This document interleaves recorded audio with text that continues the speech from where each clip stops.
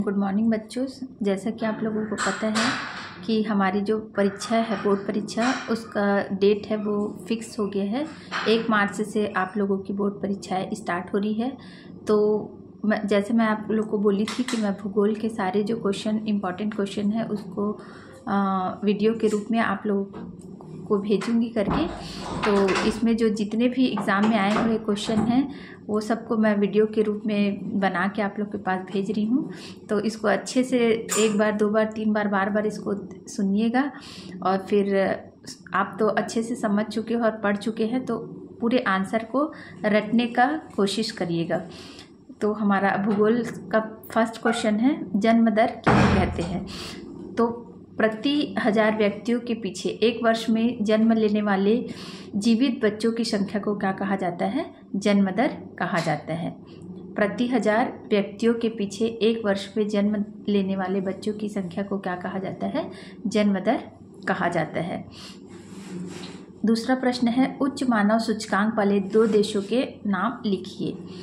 अगर आता है ये प्रश्न, उच्च मानव सूचकांक वाले 2 देशों के नाम लिखिए, तो उच्च मानव सूचकांक वाले 2 देश हैं आइसलैंड, नॉर्वे, ऑस्ट्रेलिया, लग्जमबर्ग और कनाडा। ठीक है, 2 पूछा है, लेकिन आप लोग ज़्यादा याद करिए, आइसलैंड, नॉर्वे, ऑस्ट्रेलिया, लग्जमबर्ग और कनाडा। हमारा तीसरा प्रश्न है, लाल कॉलर किसे कहते हैं? लाल कॉलर किसे कहते हैं? प्राथमिक क्रियाकलाप करने वाले लोगों को लाल कॉलर श्रमिक कहते हैं। प्राथमिक कार्य, पहले ही मैं आप लोग को बता चुकी हूँ, प्राथमिक क्रियाकलाप, द्वितीय क्रियाकलाप या तृतीय क्रियाकलाप। तो प्राथमिक क्रियाकलाप करने वाले लोगों को क्या कहा जाता है? लाल कॉलर श्रमिक कहा जाता है।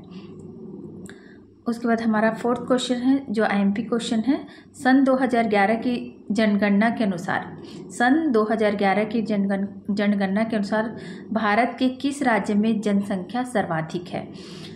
तो ये कॉमन है, जनरल नॉलेज का भी ये क्वेश्चन है। तो सन 2011 की जनगणना के अनुसार जो उत्तर प्रदेश राज्य है, वहाँ की जनसंख्या सर्वाधिक है। उत्तर प्रदेश राज्य की जनसंख्या सर्वाधिक है। नेक्स्ट क्वेश्चन है, छत्तीसगढ़ का एकमात्र एल्युमिनियम उद्योग कहाँ है? छत्तीसगढ़ का एकमात्र एल्युमिनियम उद्योग कहाँ है? तो छत्तीसगढ़ का एकमात्र एल्युमिनियम उद्योग कहाँ है? ऊर्जा नगरी, आप लोग को पता ही है, बिजली उत्पादन वहाँ होता है। कौन सा है वो? कोरबा। तो छत्तीसगढ़ का एकमात्र एल्युमिनियम उद्योग कहाँ पे है? कोरबा में है। उसका नेक्स्ट प्रश्न है, ध्वनि प्रदूषण किसे कहते हैं? ध्वनि प्रदूषण किसे कहते हैं? आप लोगों को जितने भी है, चाहे वायु प्रदूषण हो, जल प्रदूषण हो, ध्वनि प्रदूषण है, पर्यावरण प्रदूषण है, इन सब के बारे में पहले बताया जा चुका है, इसलिए आपके लिए कठिन प्रश्न नहीं है। तो मानवीय क्रियाकलाप, ऐसे क्रियाकलाप जिसके कारण जो हमारे पर्यावरण में या हमारे आसपास ध्वनि मतलब शोरगुल से जो प्रदूषण होता है पर्यावरण को, उसको क्या कहा जाता है? ध्वनि प्रदूषण कहा जाता है।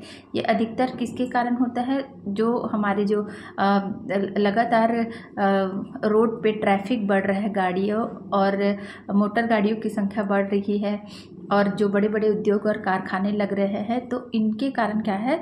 ध्वनि प्रदूषण है वो क्या हो रहा है? बहुत ज़्यादा हो रहा है, जो पर्यावरण के लिए क्या है? नुकसानदेह है। नेक्स्ट प्रश्न है, छत्तीसगढ़ की जीवन रेखा नदी किसे कहा जाता है? तो ये तो बहुत ही सरल प्रश्न है जो आ सकता है। छत्तीसगढ़ की जीवन रेखा नदी किसको कहा जाता है? जो हमारे छत्तीसगढ़ की प्रमुख नदी है, महानदी को कहते हैं। छत्तीसगढ़ की जीवन रेखा नदी किसको कहते हैं? महानदी को कहते हैं। नेक्स्ट हमारा प्रश्न है, जनसंख्या घनत्व किसे कहते हैं? इसे निकालने का सूत्र लिखिए। आ सकता है, इसको मैंने आप लोग को बहुत अच्छे से बताया भी है। तो 1 वर्ग किलोमीटर क्षेत्रफल में, 1 वर्ग किलोमीटर क्षेत्र में रहने वाले लोगों की जो जनसंख्या है, उसको क्या कहा जाता है? जनघनत्व कहा जाता है। इसका सूत्र है प्रदेश की कुल जनसंख्या। इसका सूत्र है प्रदेश की कुल जनसंख्या बटे प्रदेश का कुल क्षेत्रफल। प्रदेश की कुल जनसंख्या बटे प्रदेश का कुल क्षेत्रफल। तो ये क्या है, जनसंख्या घनत्व का सूत्र है। उसके बाद प्रश्न 90 है, कृषि आधारित उद्योगों के नाम लिखते हुए किसी एक का वर्णन कीजिए। कृषि आधारित उद्योगों का नाम लिखते हुए किसी एक का वर्णन कीजिए। तो आप लोग इसको अच्छे से पता है, ऐसे उद्योग है ना जो हमारे प्राथमिक उद्योग, हमारा जो प्राथमिक क्रिया है कृषि है, तो कृषि जिसका कच्चा माल होता है और कृषि के कच्चे माल के ऊपर बहुत सारे जो उद्योग हैं वो निर्भर रहते हैं। तो कृषि के जो प्रोडक्ट है उस पर आधारित कौन कौन से उद्योग है, तो पहले ही मैं इसको आप लोग को अच्छे से बताई थी। सूती वस्त्र उद्योग है, चीनी उद्योग है, चाय उद्योग है और रेशम उद्योग है। ये सारे जो उद्योग है किसके अंतर्गत आते हैं, कृषि आधारित उद्योगों के अंतर्गत आते हैं।